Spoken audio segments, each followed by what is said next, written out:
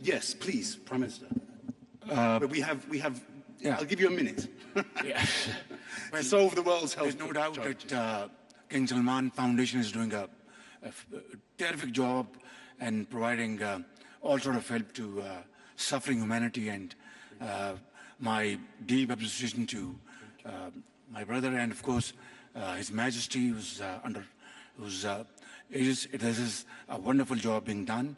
And then of course on polio, Pakistan is a great beneficiary of Bill Gates Foundation, and it's done a remarkable job over there. Of course, 50 million vaccines every year, and I think if I did not acknowledge Bill Gates' generosity here, I think I will not be fair to myself and fair to him.